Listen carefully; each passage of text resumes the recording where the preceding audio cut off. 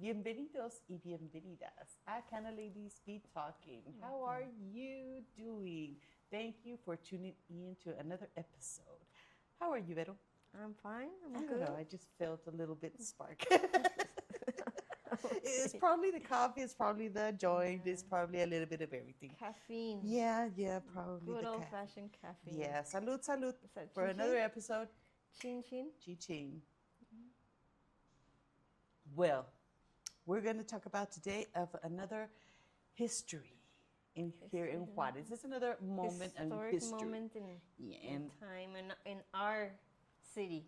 that's right, in Juaritos. That's what we call it, like con amor. What we call it, Juaritos. Why do we call it Juaritos? Why do everything we have to? Endearing. We say everything in small. And, I don't know.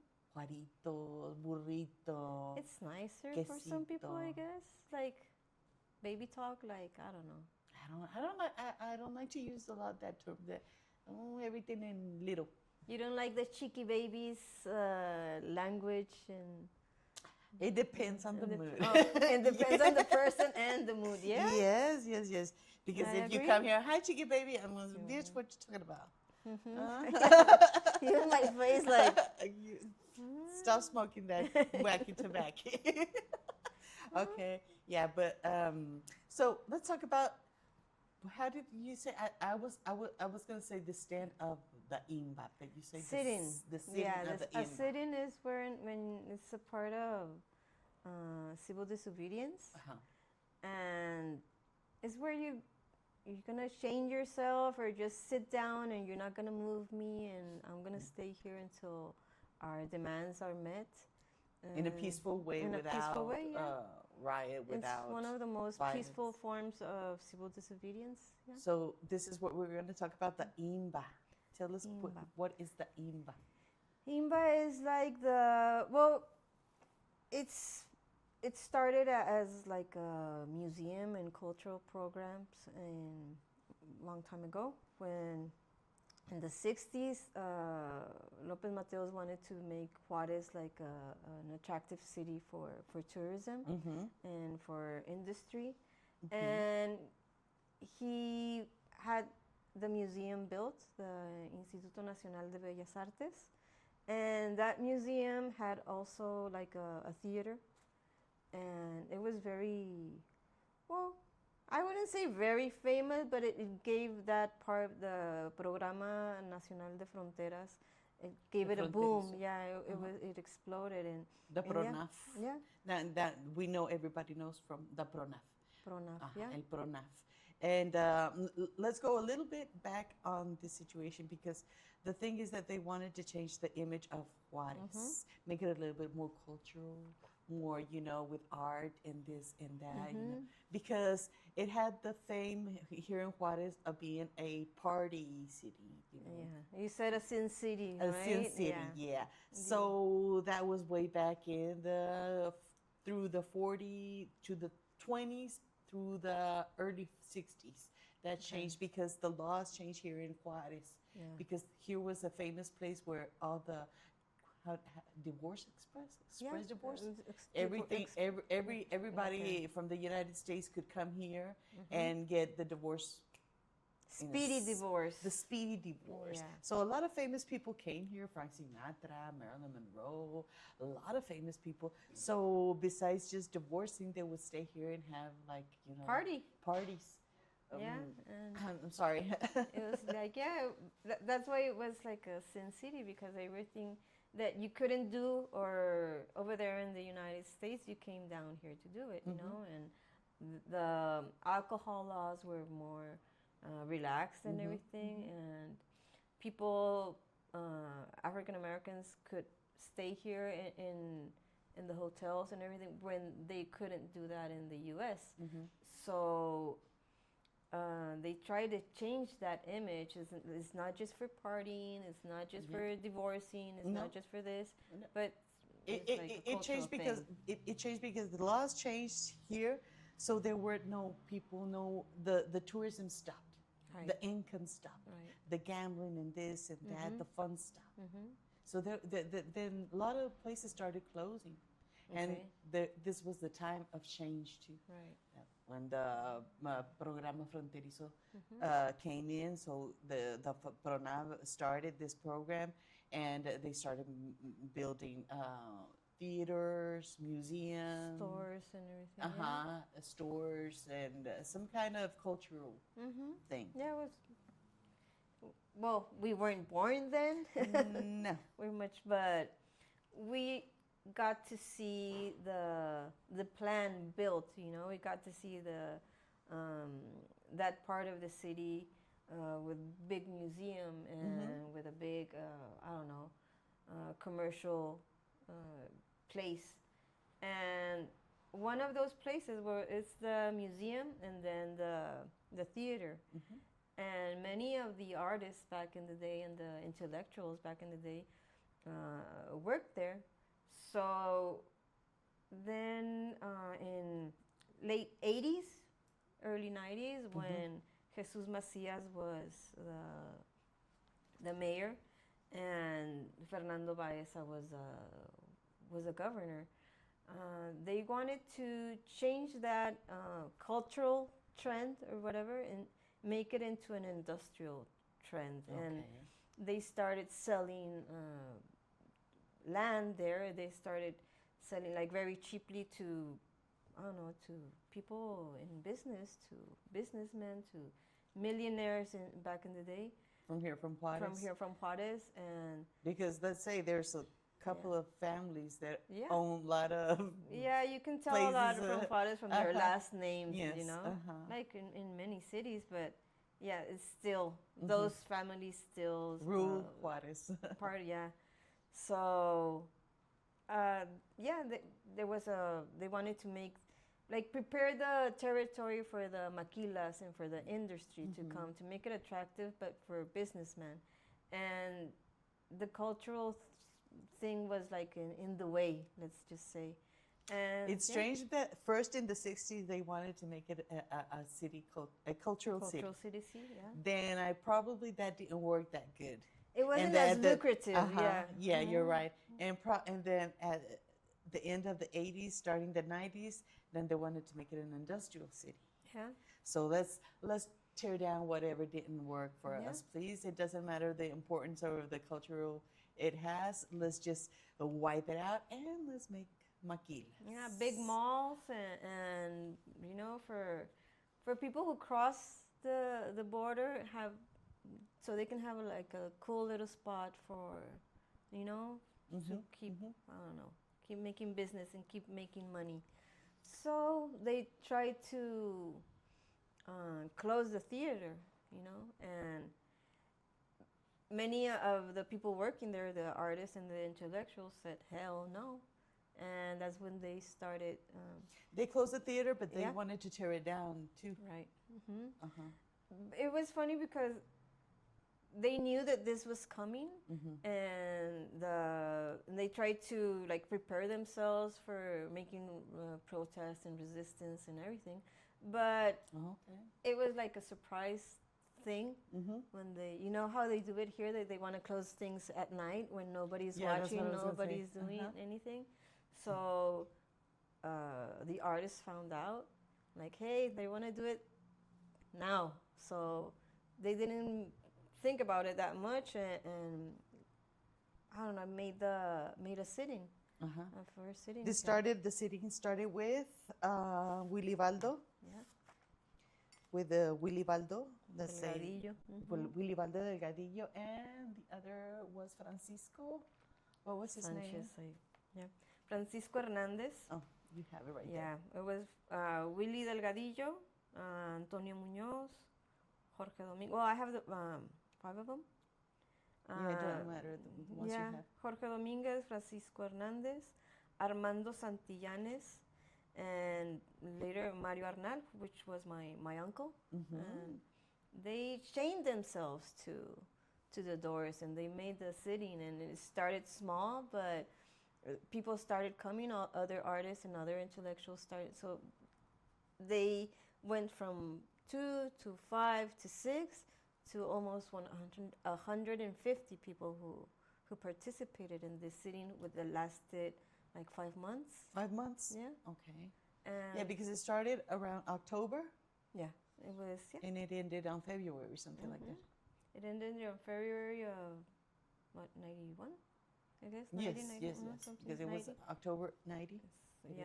Well, here it is. Okay. October 6th of 1990 to February of 1991. So it lasted, yeah, almost 5 months. And it ended peacefully, but because, see, the political capital, when you do stuff like that, politicians have, like, they don't want to lose any votes. So when people start noticing what they want to do and start pressuring and start resisting, politicians have many times have no way out. So it ended peacefully, but they had the demands that artists had demands that this place is gonna be like a patrimonio nacional. It's like it's like something for all the people, and you can't close it. Another one of their demands was denouncing the, I don't know, the negligence that was in the cultural scene. You know, government didn't pay attention or didn't give any resources to the cultural. And it still does. And it still doesn't. It doesn't change. Like the cultural side is just, they just leave it aside. They just leave it till the end. Or they don't like to invest that much money. Or sometimes there has been times that they don't assign money to cultural. Or they will, but to little things, like they say here in Mexico, está el pueblo pan y circo, no? Just a couple of shows, give them a couple of grocery bags, like despensas and everything, and maybe a concert once in a while, so people can be happy, people can, I don't know. They'll forget about it a little bit, about the problems. But remember to always put the party logo, you know, the administration's logo. So yeah, and that's what we see today. And well, another one of their demands were they said that there was a lack of spaces, of cultural spaces, which still, I mean, we can still see that, and we can still see politicians trying to close museums and parks and cultural sites. And they wanted to denounce the limitations or the obstacles the government gives other artists to use their spaces, you know. And supposedly a museum is a cultural site where people can express themselves. So there's not a need for limit them. You know, I don't know.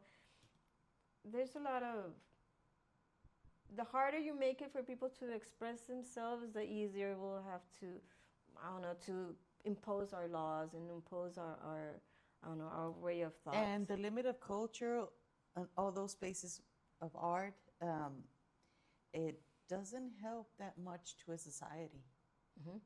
It makes it doesn't make a better society from my point of view. When there's no culture, there's no art space, there's no education, they're taking away all those things that enrich a society. And empower a society. And I don't know why it's always that limited of economic assigned to the arts. I don't know why it's that hard. Is it that expensive art? We or know why? We know well, yes, because it, like you said, it empowers the society. It opens minds. It makes people question, and homie don't like that. Yeah, homie don't like that. Yeah. Do you remember that clown? Homie don't like that. I know. And but the thing is that today we have this power, the internet, that if you don't want to make me give me what I need, the spaces, well, I'm probably gonna look denounce it and look for interesting things and in the internet. But we don't need to do that. We need spaces. We need people that we need a new generation that are interested in cultural things, because this new generation and the ones that I'm seeing aren't that interested. I would I don't know. disagree.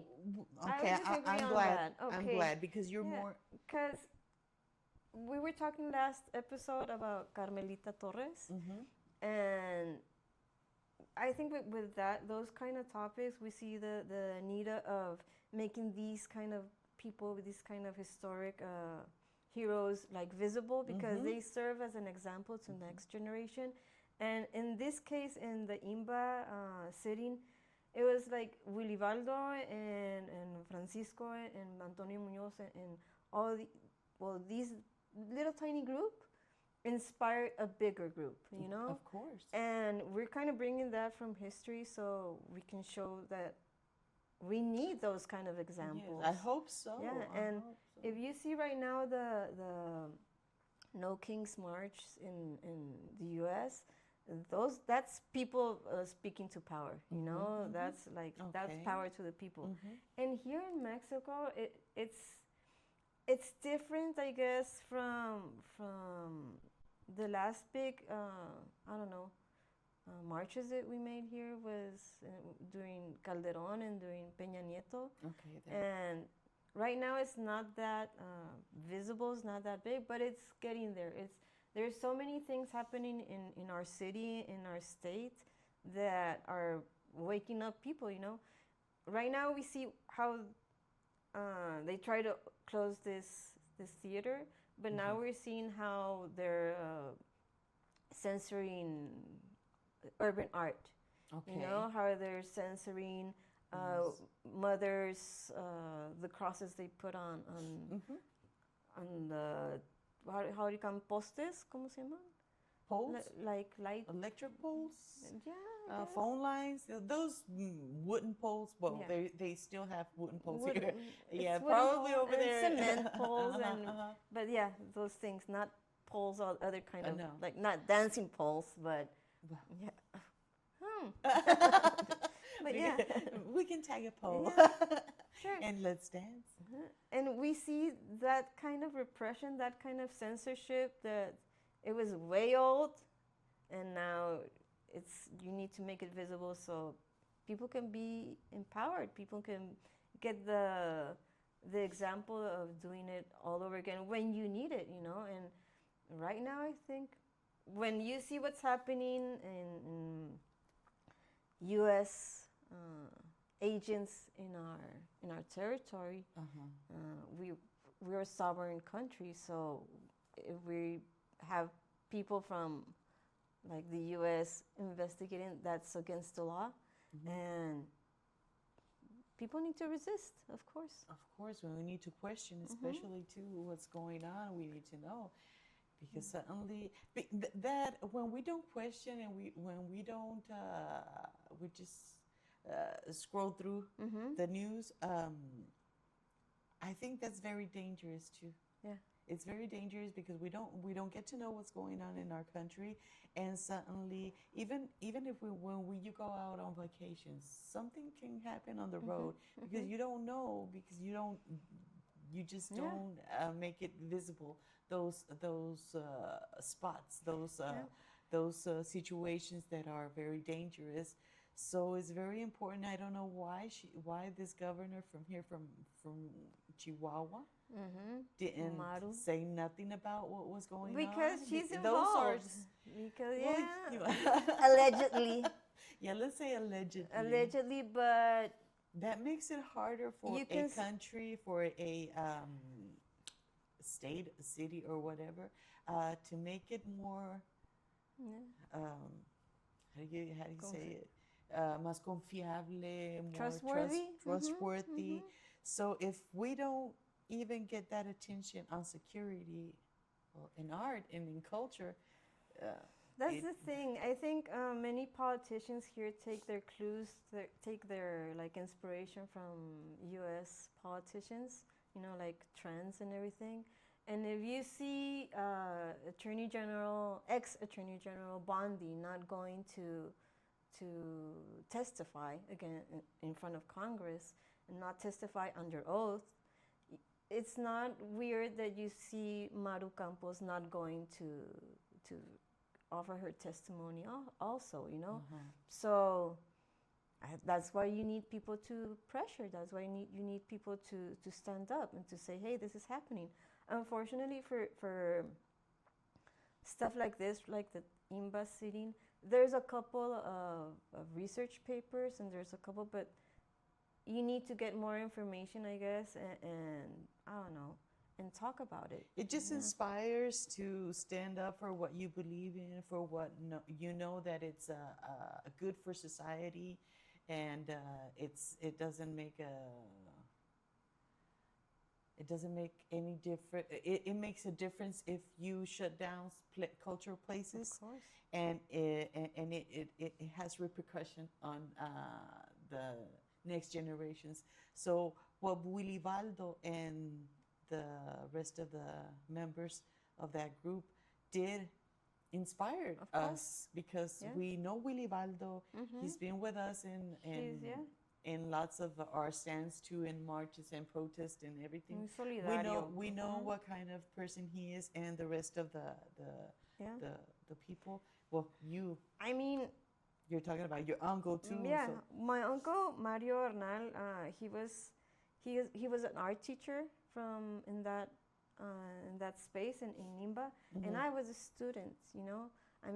I had the opportunity, or took advantage of those little art workshops that you can say maybe they're meaningless to a lot of people, but as a kid, it's very necessary. And if sometimes sports and teams that you can put your kids in, but not all kids like to do sporty, and not all kids. Art and everything is very important, and it's a necessity for children, And I remember when I studied art in INBA, I guess in mid-'80s, when I was like 10. And then... He was already a teacher there? He was my first art teacher. Okay. And I studied there. And after that, they closed the art workshops. And I was like... What was the motive? Do you remember? As a child, I didn't. But now that I'm grown up, I'm like, well, maybe they closed it because they saw the power of art. Maybe they saw that it was like... Do you really think so? Or probably that you were seeing that something was coming? I remember that my mom wanted, I liked art, and my mom wanted me to go to several workshops, but I remembered years went by where there was no, art activity, There were no workshops. So I'm like, so what now? And, so, and I asked my mom, why didn't I study art? Because there was no, when you were a child, I asked more or less, why did you stop taking me to workshops? Because there weren't any. I took you to every workshop there was at a time, but all of a sudden there weren't any anymore. So I'm like, interesting. Not even in la UACJ in la universidad? No? I don't think so. Artes Visuales, when it started? There weren't a lot of... something I don't know is if there was the profession of art in schools yet. Because, for example... You were still little. Yeah. In psychology at UACJ started at, 2000 or 98. UACJ is a university here. But when I studied, there wasn't any psychology department there. So I'm not sure when art started at the university, but I don't know. I know that if you knew about it, you would have taken it. Yeah, maybe. And many of the research papers and the books written about this case of the INBA there are a couple of them, and Carolina Rosa Hempel and Héctor Padilla wrote a book called Sembrar el Viento. And they talked about the petition paper, their demands that are still, to this day, they're still in place, They're son vigentes, they're still very important. And that helped, that event when that happened, then they made like a associación or like a front or something like that, where their intellectuals and artists locally signed the petition, and those documents are still, I don't know, still strong to this day. Yeah. And we thank them for them because we can still fight, for art and culture and as a human right, and we have their example to thank them for it. So it's very important us to visit the theaters, the museums of the city, so they can keep on going. Because if there's no movement, we don't visit, we don't get interested. Well, that's a very little detail that they want to see. That's the opportunity they get to close it down. Exactly. So they can say, oh, there's no people there, nobody interested. Thing, yeah. And right now the theater is surrounded by this big old mall. That just shadows it. You know, you can't even see it sometimes because we're gonna put the pictures, the things we. Yeah, we're gonna put the pictures so you can compare. You know? We'll put them in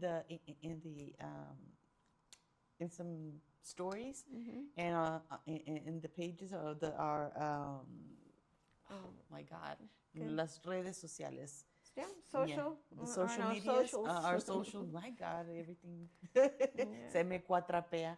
So you can see pictures of Willy Valdo when they were young and everybody.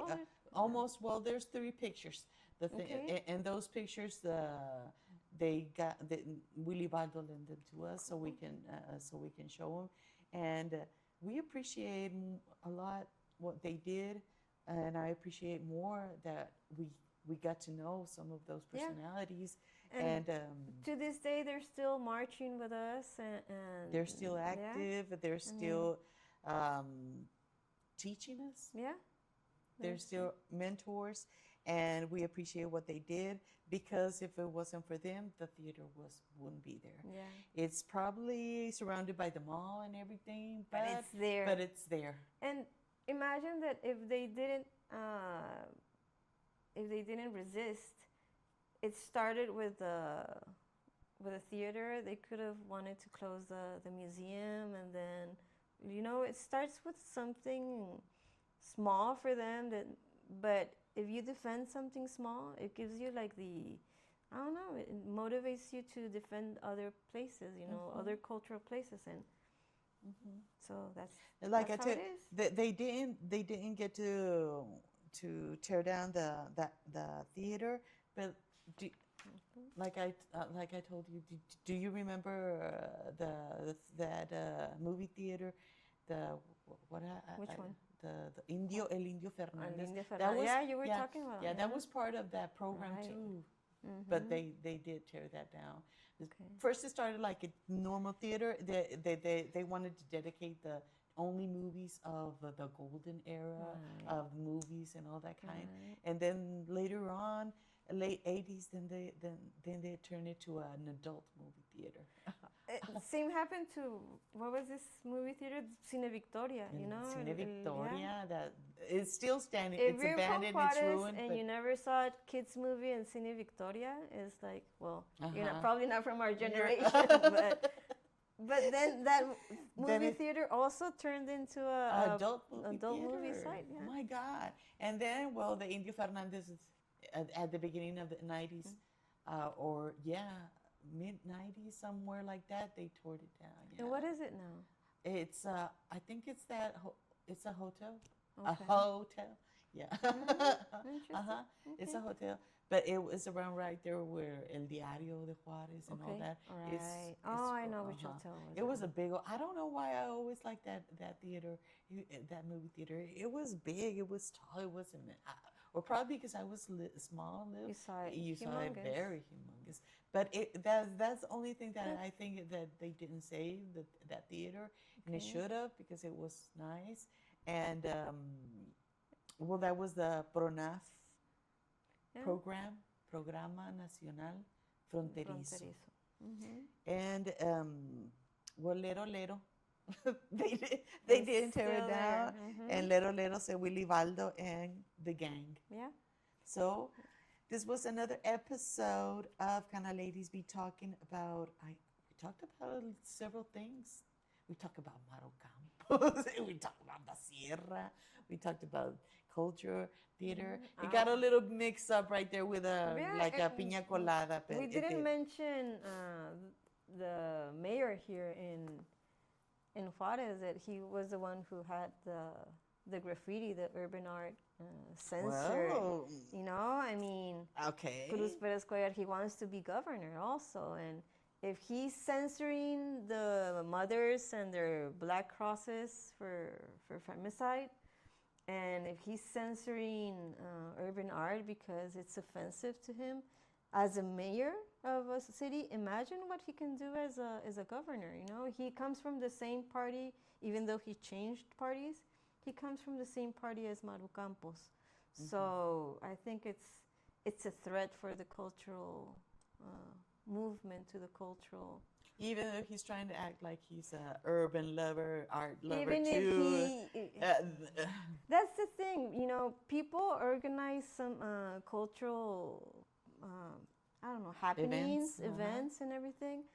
And if you ask the municipio, the local government, for like to do their job, or I don't know, for whatever, permits and everything, they're gonna go to your events and say, like we're here. And do you need us to we clean up the space or something? What do no. you need? What do you need? So they can just say it's part of their They program. love to take credit and for, put the logo right there. Yeah, they love to take credit for stuff they don't do, and they love to censor anything that's critical to them. So I wouldn't trust him. I don't trust him as a mayor, and I wouldn't trust him as a governor. I'm sorry, but I think ask the local artists, ask local, I don't know, but yeah. I think So, this is too much. People, girl. I think we're gonna go to the part 2. Okay, yeah. So you can There's a lot of just spit it out, girl. Let it go. Let it release. Yes, I'm holding back, but breathe. It's a threat. Let's leave it for another for episode. culture. Yeah, I like We'll that. we keep talking about this when elections come. This topic is so many threads. You just pull here, pull there, and my God. So you can make a sweater out of it. There you go. So thank you for joining us in another episode of Cannaladies Be Talking. So we can say bitches be talking. You know what I'm saying? And enjoy. I hope you give us a subscribe, give us a like, join us in our media, social media. God damn. Whatever. And make a comment. Do you like it? You don't like it? Just make a comment. It doesn't matter. So we'll be nice. Yeah, we'll be nice. We'll try. She'll try. So peace. Stay cool, and let's light it up. Arre. Arre con la que Préndase. barre. Oh. Yes, baby.